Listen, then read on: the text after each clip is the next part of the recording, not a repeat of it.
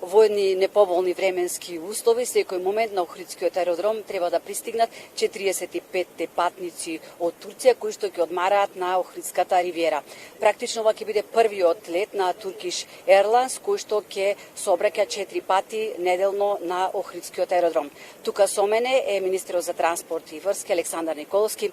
Добар ден, Николовски. Добар ден, благодарам на поканата. Што ќе значи поврзувањето на Охрид од туристички аспект со најголемиот аеродром во Европа, Истанбулскиот? Мислам дека ова е комплетно нова димензија за Охридскиот аеродром и целосно нов развој на Охридскиот аеродром, затоа што најголемата светска компанија, Turkish Airlines, воведува директна линија 4 пати неделно со најголемиот аеродром во Европа, Истанбулскиот аеродром, што многу ќе значи за бројот на патници не само во делот на туризмот, туку и редовното патување, затоа што Истанбулскиот аеродром е аеродром со најмногу конектинг летови во Европа.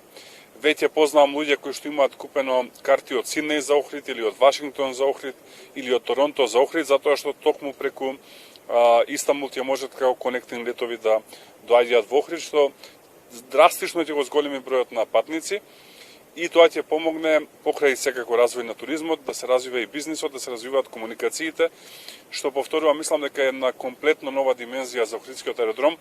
Ова е резултат на една обмислена стратегија која што ја водиме откако бевме избрани како влада на субвенционирање.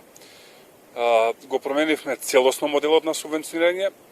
За Охридскиот аеродром од претходни 4,5 евра покачивме на 12 евра по патник и наместо за заминување плаќаме за доаѓање, затоа што целта е да доаѓаат луѓе тука. Ги променивме и другите услови и тоа го даде резултатот. Веќе имаме 2 нови дестинации од Охрид, тоа е Истанбул и Базел, и имаме 8 нови дестинации од Скопје, но од сите 10 дестинации за мене најбитна е Истанбул, затоа што отвара нова врата за Охридскиот аеродром и за целиот регион. Спомнавте и Базел, дали во наредниот период ќе субвенционираме како држава и други авиолинии поврзување со други дестинации, посебно за Охридскиот аеродром кој што реално да бидеме не искористен? Апсолутно, ние сме сега во преговори. Тие преговори треба за брзо време да завршат со уште една голема авиокомпанија која што очекувам да донесе 2 до 3 нови дестинации и на тој начин да расте бројот на дестинации на Охридскиот аеродром. Мене ми е целта во рок од 2 години да имаме најмалце 10 нови дестинации од Охрид, што целосно ќе го трансформира туризмот во Охрид, бизнисот и комуникациите и она што е особено битно, оние чартери кои што почнеа на Фрибард од следната година наместо 1 да се 2 дневно и да слетуваат во Охрид наместо во Скопје.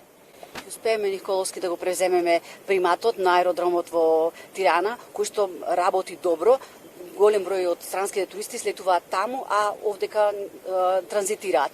Една од причините кои странците ги наведуваа беше лошата патна инфраструктура, но да кажеме дека од летово ќе биде пуштен во употреба дел од автопатот Охрид-Кичево. Пуштањето на автопатот, таму дадов збор стои, секако многу ќе значи за фреквенцијата на Охридскиот аеродром. До почетокот на летната сезона 40 км од Врбијани до Охрид со прекин кај Ботун ќе бидат ставени во функција и тоа секако ќе значи многу за забрзување на комуникацијата и ќе значи многу затварање на аеродромот. Покометно пристигнување туристите во... Секако, апсолутно. Ви благодарам, Николовски. Благодарам, без задоволство. Студиото е за сега со повеќе информации и детали во централните вести во 17:30.